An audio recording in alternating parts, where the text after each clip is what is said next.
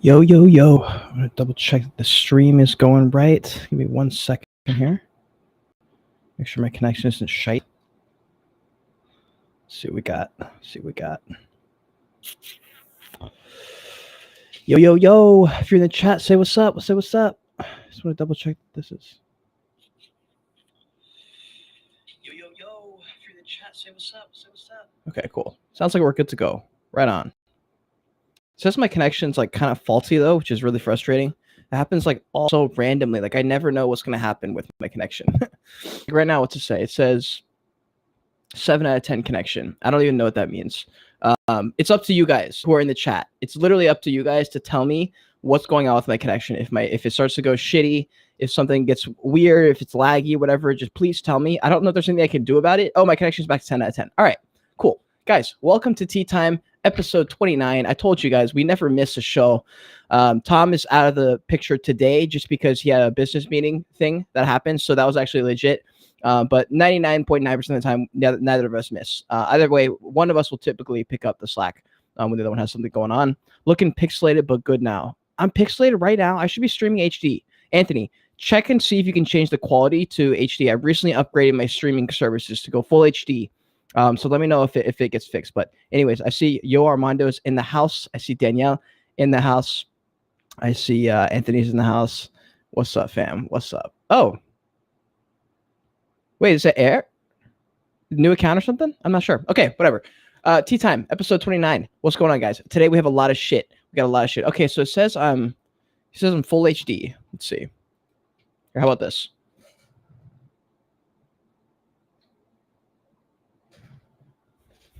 I'll zoom in a little bit. Sometimes that just makes it a little bit better if it's going to be like pixelated anyway. So anyways, here's some stories we got. So I want to go over some of the things that have been happening recently for the Joy Age Kingdom.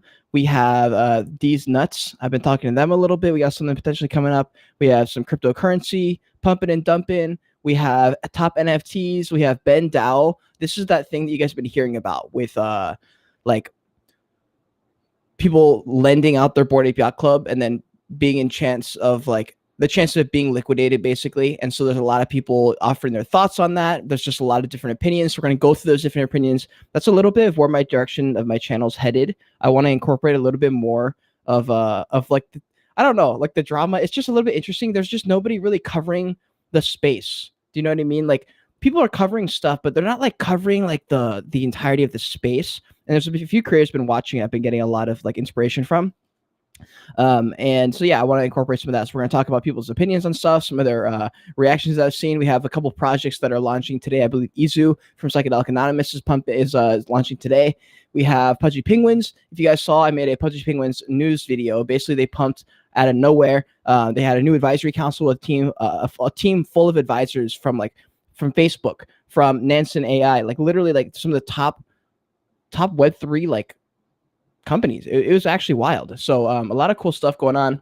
And then just a little bit of backlash from big time people in the space, like the Bored Ape Yacht Club founders tweeting their support for the Pudgy Penguins, and everyone kind of piling on at the same time. So it's likely a lot of FOMO top peak kind of thing, you know. So that's what we got going on in Tea Time today. So if you're excited to get into it, smash a like, subscribe to the channel, join the kingdom. If you're not already following me on Twitter, if you're not my Discord down below in the description, you are only hurting yourself, fam. As you know, the goal of this channel is to instill the knowledge and confidence it's going to take to navigate this metaverse on your fucking own one day. So that sounds good to you. Let's get into the video.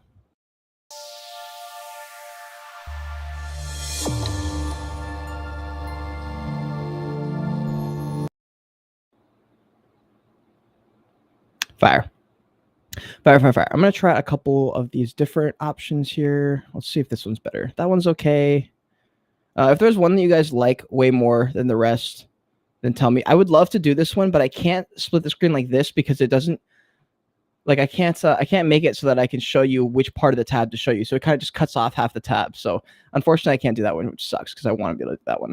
But nothing changes here. I think I'll stick with, well, nah. This one's good. Okay. So let's talk about what we've been doing the past week or in the Joy Age Kingdom. We've had, since our last episode of Tea Time, which was here 6 days ago, Izu explained by the founder. So as you guys know, I did a full podcast with Voltura for about 2 hours, but I pulled this clip out where he kind of explained exactly what the Izu NFT project is. This is literally everything you need to know. It's a play to wear type of situation. If you know what Stepin is, it's a new NFT idea where it's around in the shoes and got paid in token, right, for the amount of time they walked in the shoes because they got a bunch of data for it. And so their idea is they want to do that with clothes.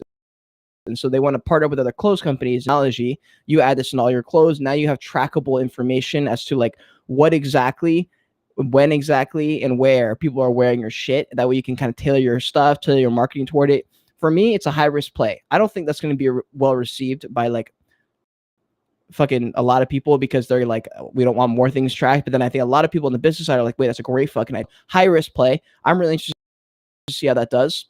Founder of Dapper Labs, NBA Top Shot, and Crypto Kitties, super OG in this space. Arthur Kamara, really good podcast. You guys want to check that out? He gave a couple Genesis stories of Crypto Kitties. Very interesting stuff. Then we interviewed the founder of Internet Game. This dude's a really enjoyed that podcast with him. Internet Game is an NFT project that's going to be doing a massive game with a lot of influencer people, like you probably know. They're probably, and I think there's a couple like marketing games that are happening. I think once tomorrow, the day after, George King will be representing. So we have some people that we're gonna be playing with.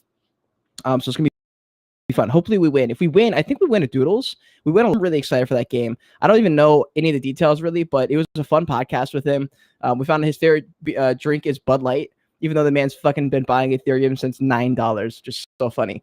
We have Beyond Earth, this project blowing up out of nowhere. So I did a review, a couple of just random videos.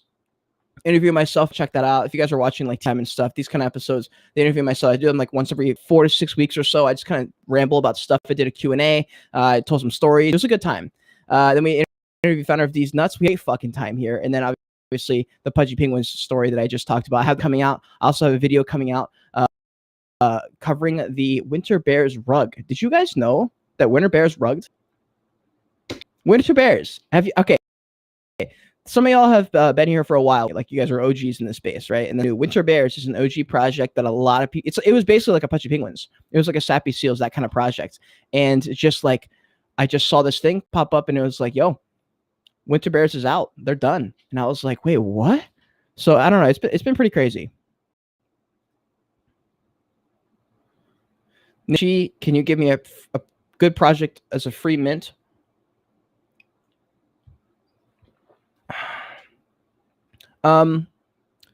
Free mints. I think Utes is free. Isn't Utes free? I mean, look, you can find free mints on all those websites, like a Rarity Tools type of deal. I don't know what the new ones are. I don't really keep up with them. I only get free mints if I get handed those spots by collaboration managers or just by like random people saying, hey, we watched your videos. You want whitelist for this project? So I get them like that typically. So I don't actually know of any that are free. The ones that I know of right now, like Merits of Space, I'm minting tomorrow. That one's like 0.04 or something. So a lot of the ones I've been hearing about are not free. I know Izu is like 0.2 ETH. I'm interested in what you guys think about that. A 0.2 ETH mint. That's interesting to me. Just, I don't know. I don't know what people think about that. What was the name of the project you were just talking about, the where to earn? That's Izu. Izu. EZU. Anthony, you think Izu could have gone a different route, different avenue? I don't know. So this one's interesting. So when I was talking to Voltaire about this, he was telling me this story. And at this point, I didn't know if this had been done before. It sounds like an innovative idea. It's a really, really high risk one. Like you said, they're all in or nothing. So I kind of like that they're doing it all or nothing. I haven't seen it done well because I've never fucking heard of it. So they could be the first ones to do it. It also could be received very badly and then the project could go to shit. But people really fuck with this guy. He's been running a marketing agency for a long time. He understands the game. He's got lots of money. Those are all good prerequisites for a strong company. So we'll see what happens. What's up, Arnie? What's up? All right, let's jump into some of the news, fam. If you guys have any questions, drop them in the chat so we can answer them. Okay, this is my nut. So I was sent this by Papa Nut, their founder. He asked me to choose a few, and he'll send me one. And so I told him this is the one I want. It's too fucking good. Look at this thing, dude. This is amazing. So he said this. We're actually going to be streaming. So we're going to get some VR glasses and we're going to fuck around and stream together and play some games running around these avatars. I'm excited. I love to check out that podcast. Again, I just did a podcast with them a couple days ago with Cookie and Michael. They were fucking awesome. Really cool dudes. Had a great time. So be on the lookout for that. Arnie, hey, what are your thoughts on Genuine Undead? I just saw this project in the top charts. I don't know too much about it. It looks exactly like Generative Dungeon, I think it's called, or something like. So the art looks exactly like something else. I don't know, man. Just like right off the rip, I didn't think it was anything crazy, but I don't know enough information about it. Tell me a little bit of information about it, if there is any, or if you're just basing it off like the pixelated art. Okay. Crypto. $1 trillion market cap. 24-hour volume, 70 trillion. Am I stupid? No. Hold on. 70 billion. Bitcoin dominance is 39.8%. And Bitcoin's at 21.6K. Ethereum's at 1671. Let's pull up the chart here for Ethereum. So this is something I like to do every time I'm looking at Ethereum. I always I always expand to the 1-year chart, just because, like, bro, I mean, look what happens when you move to 3 months. It's just depressing. Actually, that's not so bad. Okay, that's actually not so bad.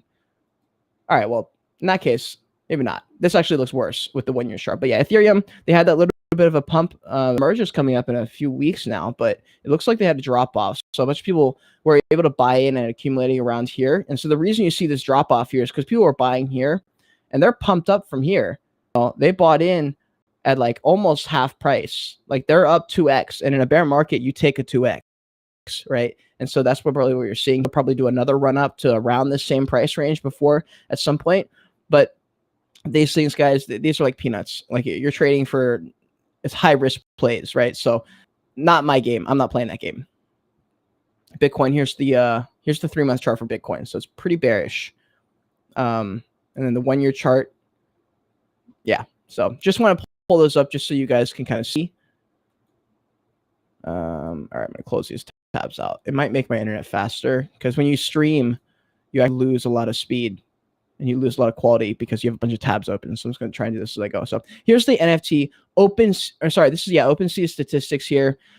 Users 106,000, 80 million in volume, 381,000 transactions, balance of 61K. Here's the 7-day chart. So a little bit of a notch down. If we go to the 30-day, just a whole lot of the same, you know, like we've all gotten used to these numbers of like 10 to 20 million as far as volume. And so that's just kind of what's going on. And let's check out these top NFTs.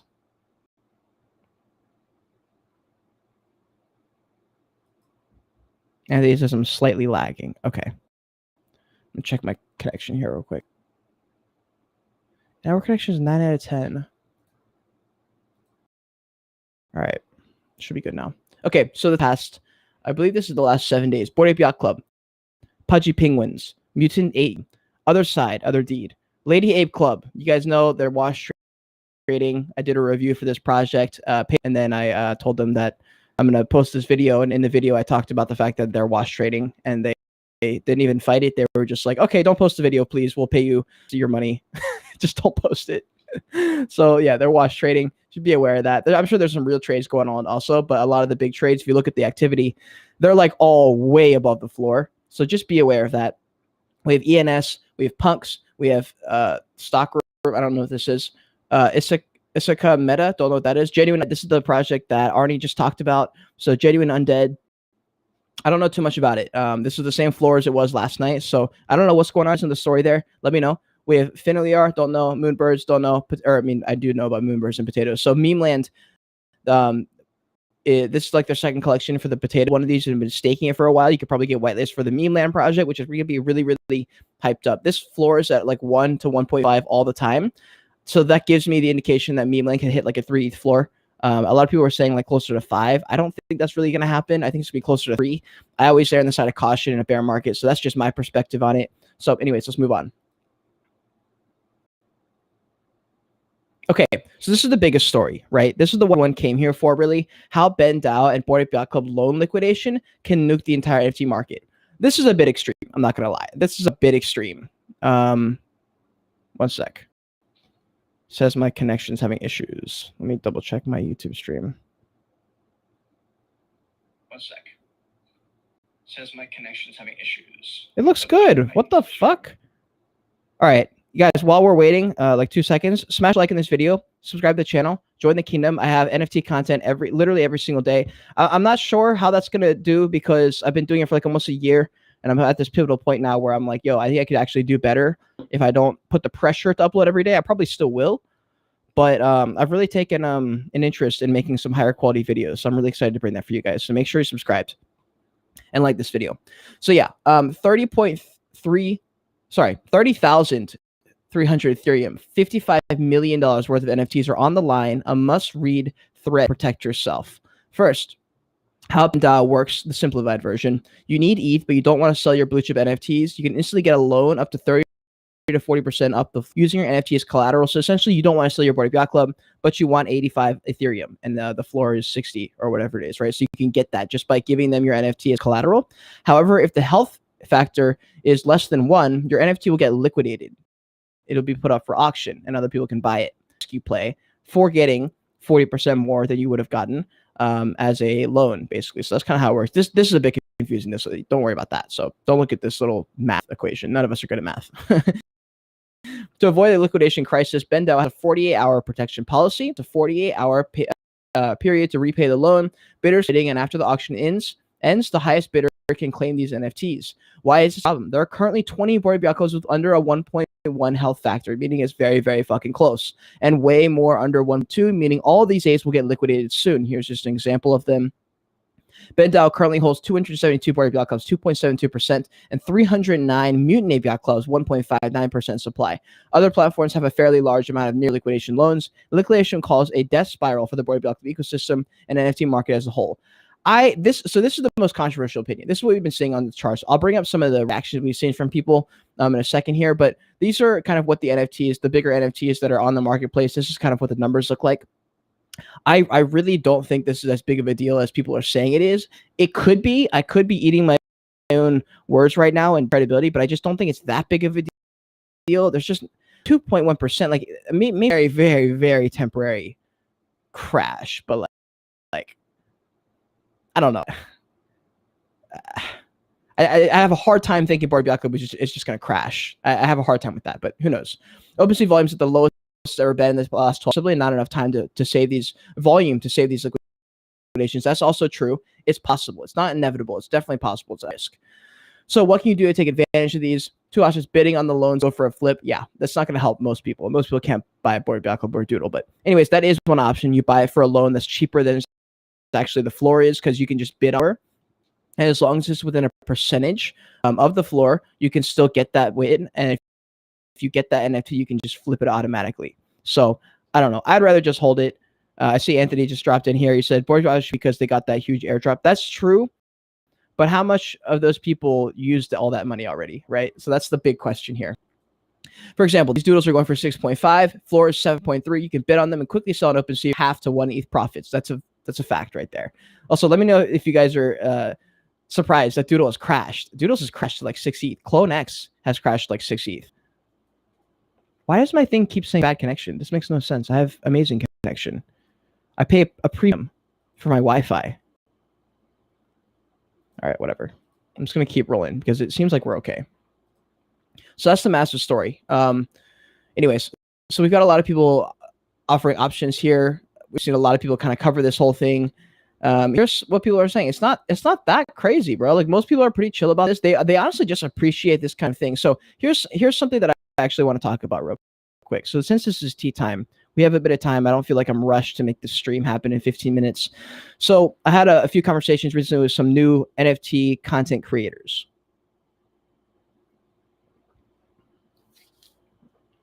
And they were talking about they want to make videos, but they want more credibility. How do you earn that credibility? Where do you start? Should I do this? Should I do that?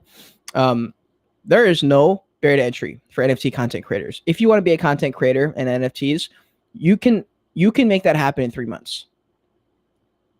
So you're 3 months away from being a YouTuber. In fact, I would say you're probably closer to 1 month away. If you really, really just dive in and make a bunch of videos, you'd be surprised at how little effort you can put in to change the narrative for your own brand. You can just say some stuff and make a couple posts, and everyone will just jump in and say, okay, cool. Like, I've followed some YouTubers who messaged me on Twitter or something like that. They're like, hey, I just got started a few months ago, been putting in work. And all they did was just make 20 YouTube videos. And I was like, respect the hustle. Boom. Nice. Earned a subscriber. And so for a lot of people who are scared of starting something because they don't know what to make videos about, start with something like this. Anyone made this thread, guys. Like, let me pull it up again. This is a fairly fucking simple tweet right here. right? And this tweet got 200 retweets, right? You can start to build up your own Twitter account, and then you can open up a YouTube account, whatever. I think that's probably a better way, is to try and blow up on Twitter and then make a few posts about like, hey, like if you want to win this giveaway or win this whitelist, then go subscribe to my YouTube channel. By the way, I make YouTube videos about all the things that I tweet about. That's a really good way to grow, honestly. That's actually a tactic I should probably use. But yeah, anyone can be a YouTuber. And I just feel like this is a really good visual to put in your head. You are literally 1 month away from being a YouTuber. You're 1 month away from being an influencer in this space. If you want to be an influencer person, you're a month away. You just have to actually do some stuff, make some things, get someone who you look up to, and say, what would it take for this person to be impressed by me? Probably just a little bit of work. People respect hustle. So just hustle a little bit. That's my advice. Anyways, so things are calming down. So that was a few days ago, the thing we just read. That was a thread from a few days ago. A BendDAO update. Things are calming down. So Mutant Ape and CloneX floors are up. Count of the NFTs for auction has gone down. Majority of the NFTs that are up for auction are getting bids. Most of the Bored Ape Club near liquidation are not floor apes. My guess is they will easily find bidders. So a lot of people bought these apes at like 100, 150 ETH, and so they're down big because Bored Ape Club floors at like 60 ETH. And so honestly, like, I don't mess with anything like this, dude. Like, even if I had a Bored Ape Club, I probably wouldn't go high risk with this kind of thing, just because like when you do like a crypto loan, ETH could do a 3x overnight. So those kind of things just scare me. I'm just not willing to put my money on the line like that. So that's just my thoughts. But anyways, the proposal by Code and Coffee, who's one of the co-founders of BendDAO, will likely pass 97% in favor, needs 75%, which means NFTs will default earlier. NFTs at default will more easily get bids. The BendDAO wallet has 2,000 wrapped ETH, which is set interest rates on borrowed NFTs lower to 60, 70% APR. So that's what it looks like. Overall, this feels much better. The proposal helped the DAO a lot. More ETH to come on the platform. Though the market is weak, there's currently appetite to buy decent CloneX, Zuki, Mutant Ape, and Bored Ape Club at floor prices. So this I agree with. So like we just said, there's a lot of money. Sorry, this is not like what we just said. There's a lot of money on the sidelines, I think. I think there's a lot of money on the sidelines because we've seen projects pump. Like, projects are not pumping. They are pumping randomly. So there is money here. It's just, it's not being deployed as easily as it used to be. It's not being deployed as fast and everywhere like it used to be. It's just being deployed randomly, right? But there's money here. So like we're seeing here, people want these projects, right? The blue chips here are a lot safer than some of these newer ones, but there's money here. People are buying stuff. So anyways, the NFTs and leverage were rarely floors. Buyers found NFTs they liked. As a result, the NFTs were more likely to get bids. Only 1 to 2% of any collection is owned by the DAO. It's 4 to 5 days volume in some sets, but with the new DAO rules to be more orderly. And so, yeah. So we have this Bored Ape today. Makes sense. They're all non-holders. If an ape needed liquidity, they could just sell an ape at the floor or accept a wrapped ETH offer. If they're desperate, if they're in mid-tier, there's more illiquid. So BendDAO seems more attractive. Yeah. So for people who don't know, wrapped ETH is like what you use to bid. It's just it's ETH that you basically lock up for a period of time. So when you have wrapped ETH that you're sending offers in, you can't take that ETH out and have your offer still stand. It's got to be in wrapped ETH. So that's just for new people. And then for mid-tier projects, so if you're going to buy a mid-tier NFT within a collection, be aware that you're paying a premium and you're probably not going to be able to sell for a premium, right? Like, you're paying for because you like that NFT. So that's just one thing to think about. If you're looking to flip, always buy the floor or near the floor. Always. So that's a tip I picked up from Alex Becker, actually, way back in the day. And then who would have thought? This is the tweet right here, guys. This is the tweet. Shout out hakugare.eth, bro. Who would have thought? After days of fake influencers writing countless tweets to farm engagement with countless opinions on what would have happened, nothing happened. Weird. This is honestly like the main reason I didn't cover this story. They're just like, there wasn't a whole lot there. I was like, oh, this is crazy, but like, is this going to crush the market? Like, I just don't think so. And then we had this guy pulling up the old video. Did you guys see this, by the way? The Bored Ape Nazi Club video that went viral. It was a great video, everything until they said we are doing an NFT collection, buy our NFTs. And we found out it was just a marketing video. But other than that, they really ripped apart the Bored Ape Club. And honestly, like, let's just jump into this real quick before we go into the next story. So we're going to talk about Izu next, and then the Pudgy Penguin story. But with what was I even talking about? With Bored Ape Club. So this guy made a video, Writer Rips. He had a project and he paid Philly on, another YouTuber who's known for like critiquing and commentating and stuff. And he basically ripped apart the Bored Ape Club. They're super racist. Here's all the reasons why, blah, blah, blah, blah, blah. And he had a lot of good points and then a lot of points that were a bit of a stretch. And I remember thinking, you know what? I bet 70% of these are true, but it wasn't that deep. You know, like they tried to link it to these like conspiracies and they're trying to take over the world and propaganda and like they're racist and that, all these things, right? And I was like, no, I think it was just a bunch of nerds who got together, made an NFT project, add some dark jokes in there, some dark humor, some 4chan, some Reddit stuff, just because. And then they dropped the project, and then the project just happened to moon. And then they're like, oh, well, now everything looks premeditated. Of course, when you reverse engineer anything, you can make it look worse than it is, right? Like that's where conspiracy theories are born. They're born because you can always backtrack and find links that aren't actually there. But I will say a lot of them were fucking there. Like for sure, there was a lot of these things. And it's kind of funny now because you see these adults and you're like, damn, bro. You guys designed this project, put some like really fucked up stuff in the collection, and you guys are like walking around in like a 3-piece suit, like acting all formal, like showing up to your pocket. I just thought it was funny. I don't really have any hard feelings. I feel like there's a lot of projects who do fucked up shit like that, and it just doesn't catch mainstream attention. So that's really my thoughts on it. But anyways, let's move over real quick to the next story. Pixelated again? I don't get it, Anthony. Well, every time I check into my stream, let me check it out real quick. Oh, no, you're right. Hold on. I need to talk to Restream about this because I'm paying a premium for like HD quality streaming. And my Wi-Fi is like great. I don't know why it keeps like going in and out. Let's see. And you know, it's also weird. For people who watch Tea Time, let me know about this in the comments, actually, Anthony, especially you. With Tea Time, I never have issues with connection, right? Because Tom's always here. And for some reason, when I'm streaming with somebody, the connection is always good. But then every time I stream by myself, it's like a fucking big ass question of like, is this going to work? So I don't really understand it. Like right now, it looks like I have bad connection. So let me see what the stream looks like. But there's no lag. Like it looks fine when I'm watching it right now, but it says my stream has a low connection. So I don't really understand it. But anyways, whatever.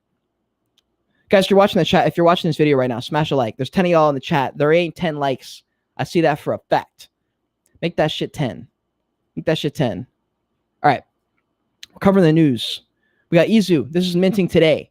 If you guys got whitelist for it, don't forget about it. This project will likely do very well in the short to midterm. In the long term, that's a big question. But this project is minting very, very soon. Be very fucking aware, right? In Discord, a lot of scams are going to be popping up. Be super careful with this. With this kind of thing, it's not really smart or necessary to jump in and mint as soon as possible, unless you want to flip super fast. But other than that, like I would wait a little bit. I would let a couple hundred people mint first. If you're public sale, that's a different story. You're not even going to get public sale, to be honest, guys. 99% of these will sell out instantly because of bots. So just be very aware. If you don't have a bot that's doing it for you, you're likely not going to be able to mint this. My suggestion would be to, after the whitelist, so this is an alpha tip. Hey, thank you, Anthony. Yo, Anthony smashed that like button. So the rest of y'all got to smash the like button. So if you guys want to have a better chance at minting this on the public sale and not losing to bots, the best thing you can do is go to OpenSea, go to that project's collection, and on their OpenSea, click on one of the NFTs and go scroll down a little bit and go to like the details part, and then get that contract. It's gonna here. I'll show you actually right now in real time. I'll do it on my phone so it doesn't lag because on the computer it'll take a second. So you head over to OpenSea. So we'll just type in fucking. We'll type in winter bears since we're going to cover that. So you go to winter bears, right? You go to their OpenSea. Hey, Arnie smashed that like button. Thank you, Arnie. You click on any of the NFTs. So we're going to go with this NFT. Scroll down. All right. Once you're in this area, this is where you want to be. All right. So I'm sure you guys know you've been here before. Now you're going to click details, expand details, and then you see where it says contract address, the very first one. You click on contract address, you copy that. Hold on.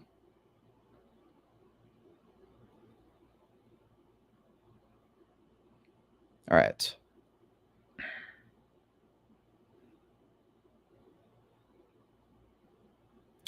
And then I believe after you click on that, it will take you somewhere on the Etherscan. And then if you click on contract from there, so it'll take you to this kind of page, like an Etherscan. Right, so you guys know what that looks like. And then you scroll down. I believe you click on contract. Correct me if I'm wrong here. I'm pretty sure that's what you do. I haven't minted from the contract in a fucking long time, honestly. And this project already minted. So you click on contract. You click on write. Yeah, that's right. So you click on that right button. You see where it's highlighted in gray in the middle of the screen? Click on write. And then you scroll down. All right, you see number 3? It says mint bear. Click on mint. You type in however much mint is. So for ETH, it's 0.2 ETH. So you're going to type in under mint bear. For payable ETH, you type in 0.2 ETH because that's how much you're going to pay. And then for the count, however many you're going to try and mint, you just type in on the second line, and then you click write. And that's how you mint straight from the contract. So 99.9% of people don't know anything about this. They've never heard of that. That's the way you're going to get past some of these bots. It's the only way you're going to, actually. And if you mint on the website, a lot of times it will crash. There's a lot of people on at the same time. You likely won't get it. So that's a massive alpha tip for people who are degen minters. Just mint it directly from the contract rather than going on the website. It's probably going to crash if you go use the website. So that's just one tip for you guys. Let's head over here.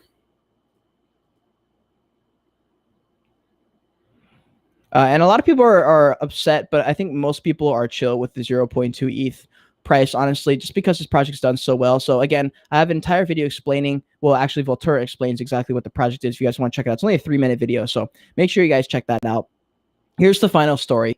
I made a whole video on this, but I just want to cover it here because I thought it was so interesting. So Pudgy Penguins recently had a 400 Ethereum sale on their rarest one of one. It's literally just a backwards reversed penguin, but this dude, Frederick Douglass, he's doubled his followers. He had like 3,000 yesterday. He's got 8,000 now. So I guess he's a super fucking rich dude, and he bought this thing, and people are either super angry or wait. Oh, never mind. Yeah, there's a lot of speculation. Like a lot of people are pissed off at him for doing it. A lot of people are happy. I've been seeing him arguing a lot. Let me see. Here, let's go to his page real quick. So if you go to his page, he's been just arguing back and forth with people. And it's funny as fuck, actually. Wait, what is this? Rug Generous? Do you guys know anything, by the way? Oh, shit. Andres going to buy Board Pelco so he can get more followers. Don't even buy it, Andres. Just, Anthony, I would mint an EZU and flip it. Yeah, that's probably a smart idea. At least in the beginning. Andres, just put a fucking Board Ape as your profile picture. Don't even buy it, bro. No one's going to ask. No one's going to look. You have multiple wallets, bro. You have multiple wallets. No one, people just don't know. Anyways, yeah. So he's been talking shit. I don't know. I like him, dude. He's funny as fuck. He's really taking this opportunity. Like you can really jump onto the scene if you got money, right? So people are talking shit. He made this whole video actually, like talking shit to this other guy. I don't know. I think when you got this kind of money, bro, if you're buying a 400 Ethereum NFT just to flex for no other reason, then like you don't give a fuck, right? Like you don't need anyone else. You don't care. You got plenty of money. It's not a big deal. I also found out that the CEO of Pudgy Penguins follows me on Twitter, and I just saw this literally yesterday, so I followed him back. I'm gonna post that review video today or tomorrow, and I'm gonna hit him up after that. So hopefully he sees the video first, and then he reaches out. But other way, I'm gonna try and contact him, get a podcast for you guys. So would love to speak to the Pudgy Penguins and figure out if we can do something. I think it'd be a lot of fun. So here's the main news that got that also like coupled with that 400 ETH sale that got a lot of people talking about it. So the Pudgy Penguins toys lineup, which fuck me, I just deleted that. Let me pull back up. So they had a toy lineup, and then the founder Luca posted the photo of the toy. It looks just like Piplup. So they have a toy lineup. They also have a new bit of where'd it go? Oh, okay, maybe not. So that's okay. So that's just the announcement for the actual toys. And if we go to Luca's page, his pinned tweet is the photo of the toy. All right, let's see what we got. First run of Pudgy toys are in, refined, and pushing to production. This is dope. This is fucking dope. Is this not cool? That'd be fucking lit, dude. I'd be really pumped about that. So a big fan of that. So anyways, Pudgy Penguins came out with that announcement. That blew up, obviously. People are really excited about that. The toys, I mean, that's a big dub right there. And then, as you guys know, the founder of Nansen AI is also partnered up with them as an advisor, as a official advisor. And let me see if I can find the photo, but they posted this thing. Dude, Pudgy Penguins have the funniest fucking memes. I swear. I swear. Let's see if I can find that. So there's a post here where they kind of talked about their new advisory team. And guys, let me tell you, the advisory team that they hired is pretty legit. So here's the post. Introducing the Pudgy Penguins Advisory Board, coming from a diverse background in Web 2 and Web 3.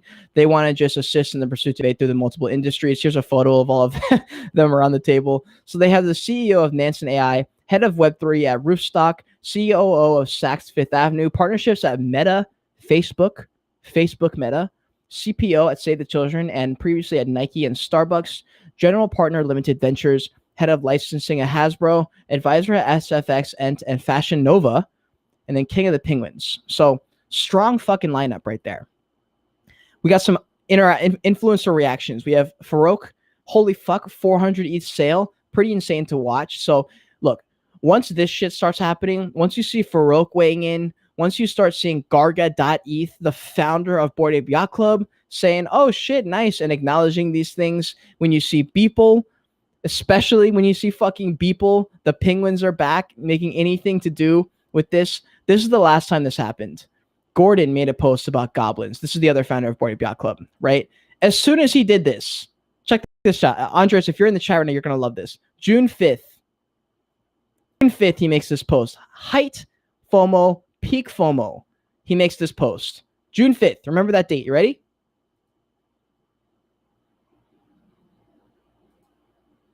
Goblin Town.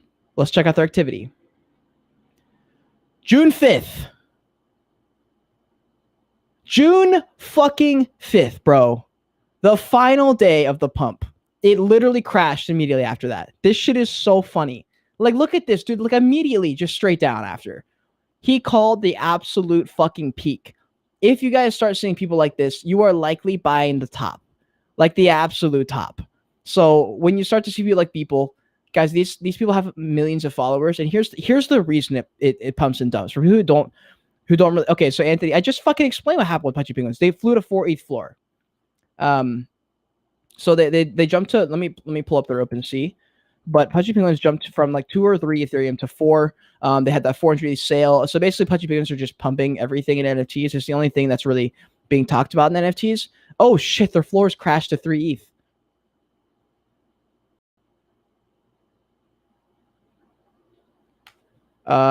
Shit. The thing is, I already filmed my review yesterday. And it was at like a 4 ETH floor. I'm going to have to upload this like right after tea time, I think, because otherwise it'll be too far away. So like I said in the video that I just explained to you guys as well, but in the video I said, this is likely the top. Don't buy right now. It's a terrible idea. You're likely buying the top because last time this happened, it was the top. It looks like I was right. So the floors crashed all the way down to like what it was at. And here's the thing. So let me explain 2 things. The first one is why liquidations happen. Well, why is it that there's always a cascading sell-off? Why does it always happen at once? Why is it always right when I buy, it crashes, right? Why does that happen? So I'm going to talk about that. And I'm also going to talk about the fact that in this bear market, here's what we... Top comment right here. And then he says, you got to upload it now. While I'm streaming this, I got to upload it now. It's funny. Okay, so the other thing I want to mention is like, my perspective on the market is very interesting right now because what we're seeing is exactly this with Pudgy Penguins. We're seeing 2 to 3 days of a fucking lot of attention and then it dies. Like as quick as a flame, it's gone. Right. And I talked about this in the Pudgy Penguins in-depth video so there's a video on the news that I already posted. If you guys want to watch that, Anthony, I would suggest watching that video. Watch that video. I cover all the stuff that happened. And then I had the review of the actual project, not really the attention that happened, just the project right after. But what I said in that video was that we're not seeing the flame last that long. It's dying out really quick, right? And because of that, there's not many exceptions. And because of that, don't think every time you hear about a story that this is the one where it doesn't happen. I promise you it's not any different. It's not how it works, right? They're always the same. That's why these crypto bros who have been here for a few years aren't getting worried about stuff, because in the macro, like, it's always recovered. Like, if you look at Bitcoin over the past 10 years, it's like, yeah, it's the highest performing asset of all time. Like, we're not worried, right? But in this bear market, in these short to midterm things, you can't jump into the FOMO. If you're hearing about it, you're likely too late. If someone told you behind closed doors and they're saying, hey, you're early on this, it hasn't done anything yet, then you're early. But if you're hearing about something from a YouTuber, 9 times out of 10, you're too late, right?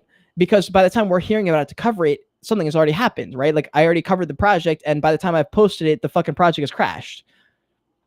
Just be aware of that, okay? And here's the reason that the project dumps, right? Why is it that Pudgy Penguins, let me just pull this up. Why is it that Pudgy Penguins is at a 3 ETH floor when yesterday it was at a 4 ETH floor? Well, I'll tell you why, right? I'll show you why, actually. Go to their activity. Anyone can do this, by the way. Go to all time.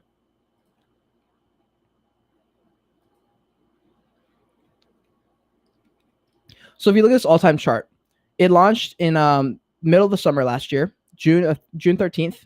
I was on the road, still living in my car at this point, and they were at a 0. So imagine imagine you accumulated here. You got a few Pudgy Penguins at 0.002.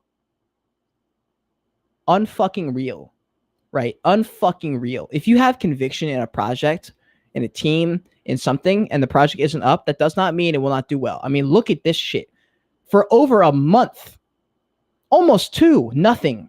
And then out of nowhere, shoots to 3 ETH, right? So here's the thing. Here's why it crashes when it gets to 4 ETH, right? David K, what'd you miss? You missed a whole lot, bro. I'm not going to lie. You missed a lot. We talked about a lot of things. Someone in the chat, if you guys want to film it, we talked about Izu. We talked about Pudgy Penguins. We talked about the Ben Dow loan story with Board Ape Yacht Club. So a lot of things. And Tom is not here right now. He's missed it for a business thing, which is fine. We're going to be here 99% of the time anyway. But so a lot of people bought in here. Okay. Maybe they forgot to sell here because they were so into the FOMO, and then it crashed after, and they're like, well, I don't want to sell now. So they hold it. And now it's even lower. They don't want to sell. They don't want to sell. They don't want to sell. They don't want to sell. They don't sell here because they thought it was going to go higher. And then it pumps up here, and they say, you know what? I learned my lesson. This is a bear market. I need to take profits. We've been pumping for 3 days straight. It's time to sell. I bought in here. I bought in here. I bought in here. I bought in here. I should sell. I'm up a 3 to 50x right now, right? If you bought in here, you're up like 1,000,000x. That's why the floor crashes. The floor crashes because someone bought lower than you. Someone bought lower than you, earlier than you. I'm going to say that again because I was transitioning. Someone bought earlier than you, and someone bought faster. That's not right. Someone bought earlier than you, and someone bought cheaper than you. That's why by the time you buy, they're looking to sell. Right? It's kind of like when you're about to sell something, there are other people buying while you're selling. Like, you're thinking, oh, hell yeah, bro, I got the bag. I'm making profits. Let's go. And someone else is about to buy your exit liquidity, and they're going to be the bag. They're going to give you their money, because that's all money is. It's an exchange of fucking energy. They're going to give you money. You're going to give them your shit NFT probably. They're going to take the NFT. You're going to get your money. You're going to be happy. They're going to be like, hell yeah, I just got a penguin. And then it's going to pull this, and it's going to crash overnight. And then you're going to be happy because you sold the top, because you watch my YouTube videos and you're here to learn about stuff and not just be handed spoon-fed bullshit. And you're going to be okay. But that's why the price crashes, because people bought lower and earlier than you. And that's why it happens. And for the most of the time, let's be honest, most of the time we buy mid near the top. And so we don't see that many massive pumps up, right? Like, most of the time when you buy a coin or an NFT and it does 100x, it's usually pure luck. You don't realize it's happening until it's there, right? Like, I always tell this story.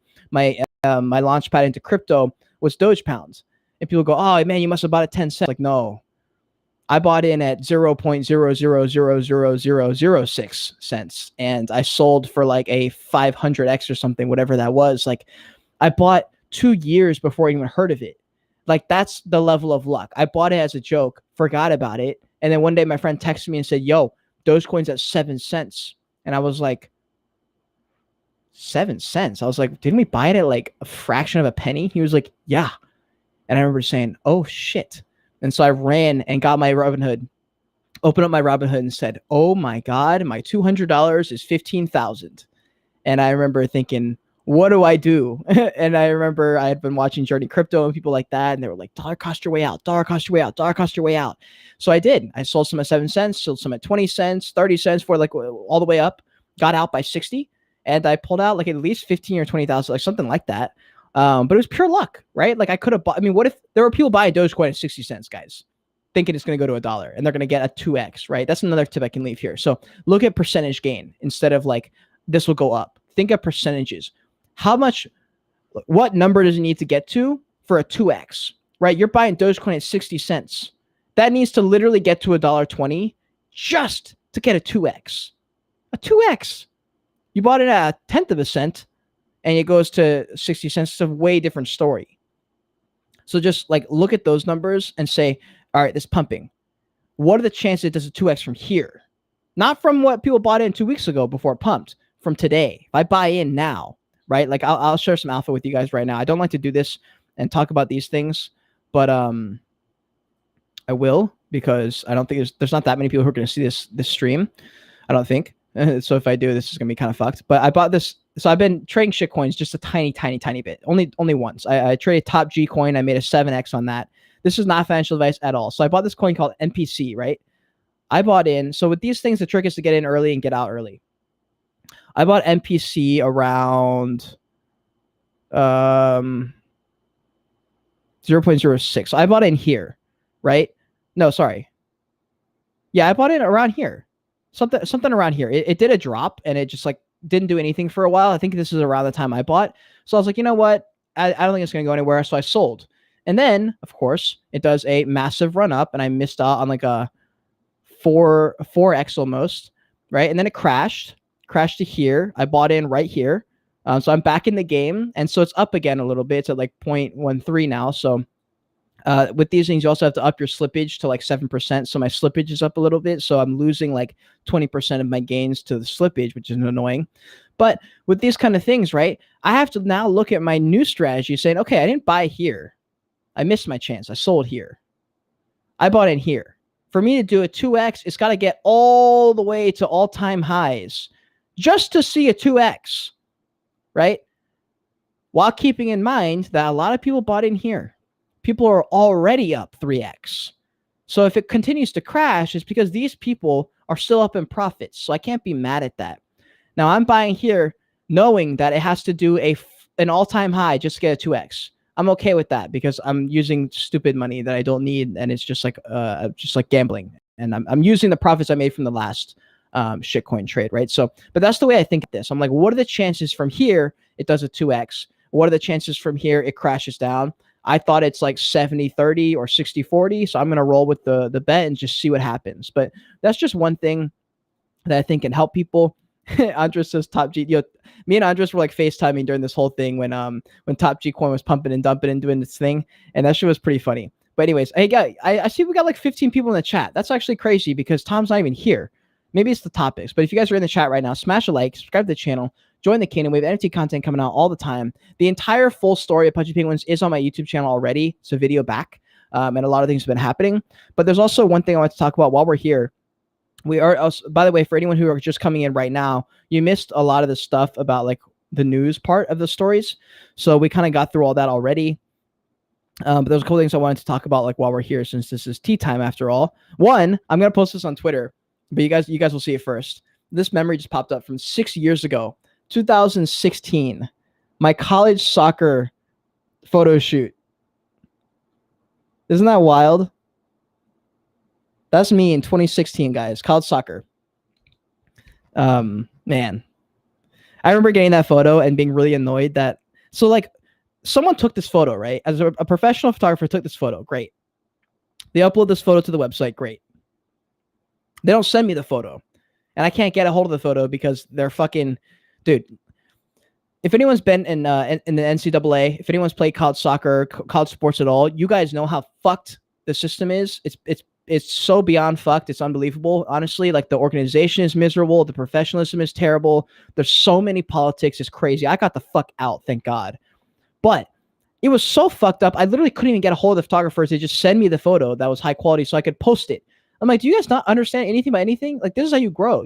Do you not want your athletes to like post them looking good in like the college sports attire? Like, isn't that what you want?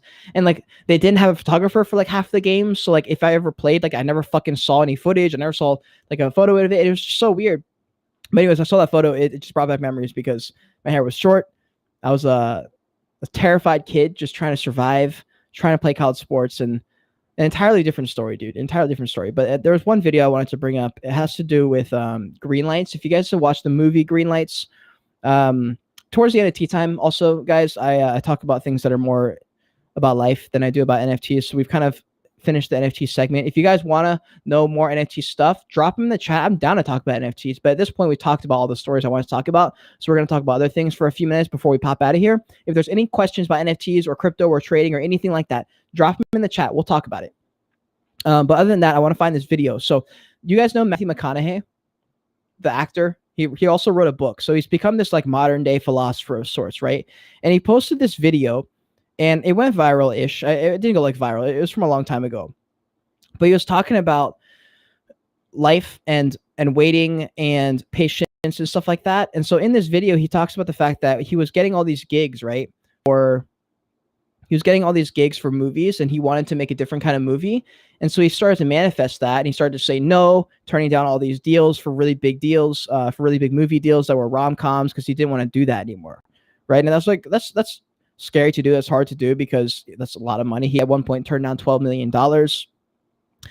It's just really, really hard to do. But it's because he wanted this one thing, which was not to play those kind of movies anymore. And so what he did was after he grinded for fucking years, right? After he grinded for a long time, earned his reputation, earned his money, did the work, then he sat back and let that work do its thing. It's a very big difference than letting life do its thing before you've put in the work. If you haven't put in the work and earned that time to relax and let your investments kind of grow while you're just like stepping back and letting it happen naturally, nothing will happen. But if you did put in the work, things will happen because you have built your reputation now. So let me see if I can find this video. I think it's right here. I think it's in this area. Here it is. Here it is. This is an important video. Also, if you haven't read Green Lights by Matthew McConaughey, you should definitely watch it, or you should definitely read it because it's an excellent movie. Jesus Christ, it's an excellent book. Why can't I speak? So I'm going to play this clip for you. Prepare to have your life changed. All right. Y'all ready for this? I shed many a tear with this choice. It was scary. I was leading a successful life as an actor. I was the go-to rom-com guy. I like doing rom-coms. They paid well. But I still said, boy, I'd sure like to do some work that challenges me. And that work, dramas I was for, were not being offered to me.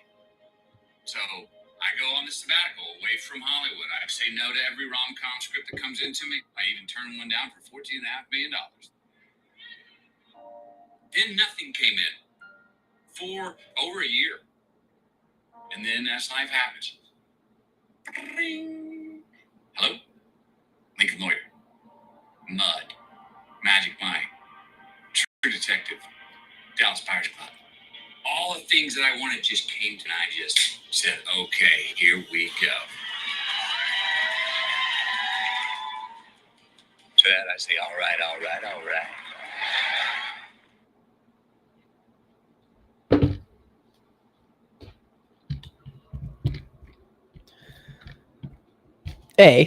Beautiful story. That's fucking lit. But the idea of manifesting and letting those things happen and believing in yourself. You saw he said no to like a bunch of deals. He said no to a $14 million deal, right? So like when you want that to happen, you've put in the work. In a sense, you earned it. You deserve it. That's where you kind of just know your worth. Like he had enough money. That was the one thing that people don't realize. He was rich as fuck. He didn't need the money. And so you can kind of do that thing. Yeah, aren't you? All right. That's how it is. But I just wanted people to like take that message and realize that he did put in the work though. And if you read his book, you'll get into like what exactly happened, because that man fucking like I've always thought of myself as especially after I lived in my trip. If you guys know my story, I was living in a car traveling. If you know that story, then you know that like I'm down to do things that are super intense and life changing and growth shit like that.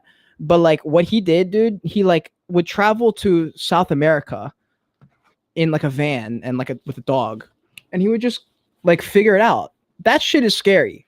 Like I don't know if you guys have traveled international, but traveling international is very intense. It's very scary. It's very dangerous if you don't know what you're doing. And for him to just like pull up in some third world country in South America, in Africa a couple times, and just kind of like literally see what happens. It was wild just to hear about those stories. And he was doing this when he was rich too. And I remember just thinking like, damn, this motherfucker was like a king actor and just like takes off for 6 months and just like travels in South America with like nothing. And it was just wild to me seeing that story. But with anything, when you see a 30 to 60-second clip of someone, I just want to make sure, like I haven't been doing this on my channel as much as I need to.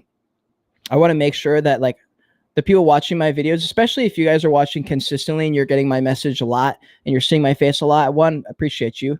Thank you so much for like subscribing and liking the videos and engaging and stuff. I really appreciate that, especially when people tag me on Twitter and stuff like that. Like engaging in this bear market, fam, it means a whole lot, especially to some of your favorite creators. Tagging them, liking their comment, like commenting and stuff like that, like letting them know. Most people don't think to comment, and so I appreciate everyone who's in the chat. I appreciate anyone who leaves comments on my videos because it really means a lot to get some feedback, especially when things are quiet. But anyways,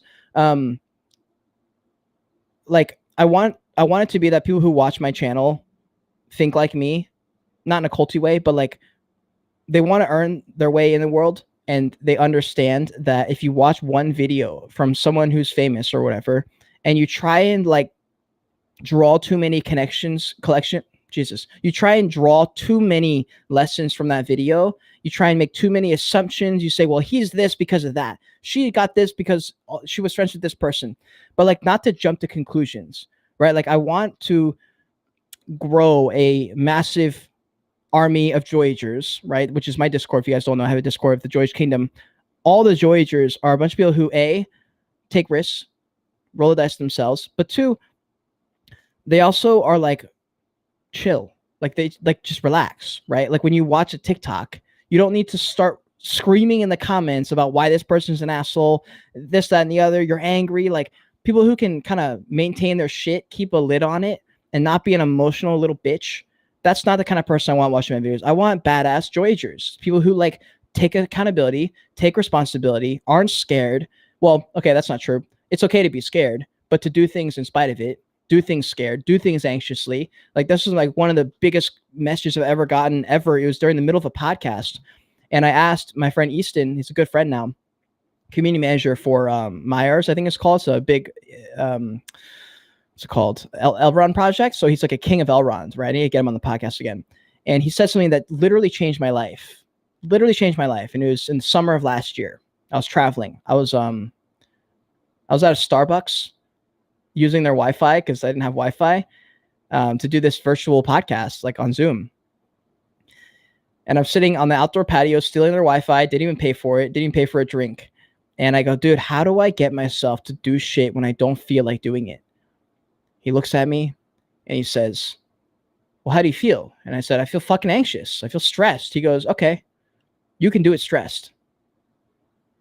And I was like, wait, what? He was like, just do it stressed. Do the thing stressed while you're stressed. And I was like, oh, I never thought about it that way. I thought I had to deal with the stress first and then do the thing.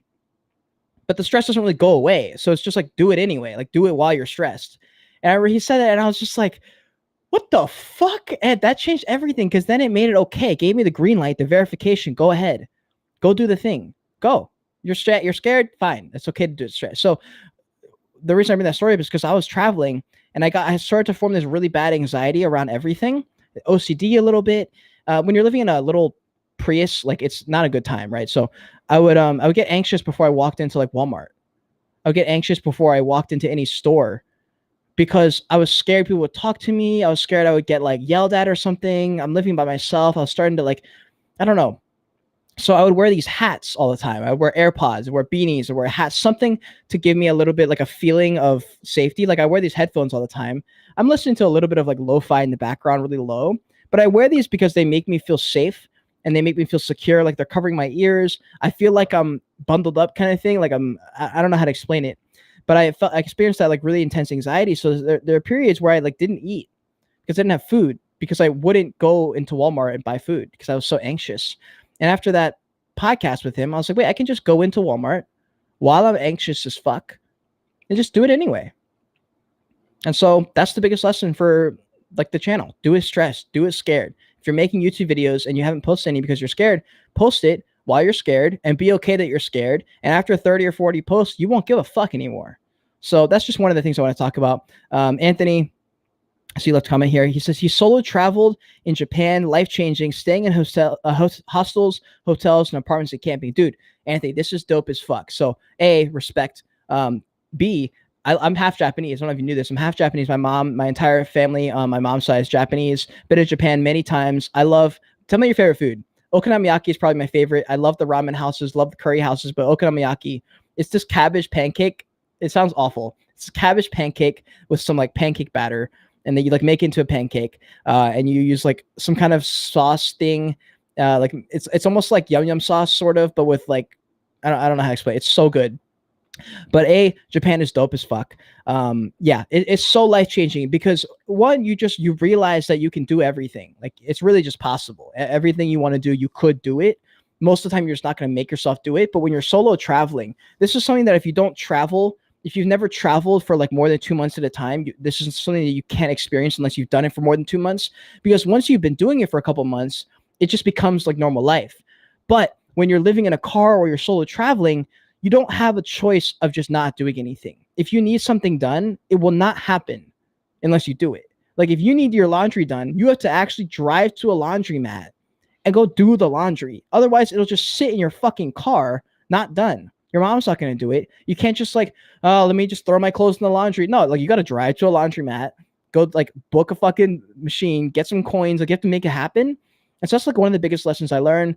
I also learned a bunch of like life hacks, some street smarts. Obviously, like when you're living in a car, traveling by yourself, you have to develop street smarts. You've got to develop common sense when you're walking in the street by yourself. If it's nighttime, if it's late, if you're in a place you don't know, if you're in a parking lot with a bunch of people doing crack, you got to just be able to read the situation. So I learned a lot of life things about it. I remember there was this guy and this girl and this other guys, just 3 people sitting next to my car in a 3 a.m. in a Walmart parking lot, chit-chattering about something. I remember I was sleeping in the back of my car and I'm just like, fuck, who are these people? So I opened my window just like very slightly. I had these window covers that were blacked out. So I just kind of lifted it up just to see what was going on. And I remember I look out and there's this guy sitting crouched over. Needles, bro. Just heroin. And I'm sitting there like, fuck. I was just like, what the hell? And so I looked out again and they're slumped over, bro. They're completely knocked out because they were high as fuck. And I remember just being like, wow, this is my life, bro. I'm sleeping in a Walmart parking lot. There's people doing crack next to me or heroin next to me. What is going on? And I remember just being like, wow. Okay. And I think I just drove away to another spot. But solo traveling will change your life. Absolutely. Anthony says he loves okonomiyaki. He loves taiyaki and tonkatsu ramen. Tonkatsu ramen's good as fuck. Shout out, Anthony, dude. You're a king. Guys, listen, that's all I got for you for tea time. It's only an hour today. Typically, we stream for like an hour and a half with Tom, but it's because Tom like shares some stuff. Oh my God. Mix between like a heartburn and a burp. Oh, guys, if you enjoy Tea Time episode 29, then screenshot you're watching this, tag me on Twitter or something. I'd love to see it. That's something I would love to start doing Tea Time. If you guys watch Tea Time, if you guys enjoy Tea Time, if you guys want to grow Tea Time, this show specifically is I think it will be one of the biggest shows in Web3 just in general, because me and Tom are growing in this space and because we're each growing our names individually and we have a joint show that's fun to do. And I think it's a good time. So you guys can help. You guys can literally help by sharing anything with Tea Time, retweeting any of my stuff to do with Tea Time. I really fuck with well, I really fuck with Tom. I really fuck with the show. I really fuck with the dynamic we bring. The fact that he's more business oriented than I am. I'm more video content focused, and we have a different way of looking at things, but we combine, and it's just like magical, dude. Like if you guys watch Tea Time, you guys know how it is. The vibes in Tea Time are like they're unlike any other. Like you watch any, I don't care what other show you watch. I don't care what other YouTubers you watch. There's nobody that has a better dynamic than me and Tom on Tea Time. It's not even close. And I'm saying this objectively. I've watched them. I know who they are. Like I've seen there's probably 5 or 6 other channels that do like a joint podcast show style like me and Tom do. It ain't the same, bro. I've watched them. I follow them. I've even gotten into their life story to see if maybe I just wasn't, if I didn't know enough about them.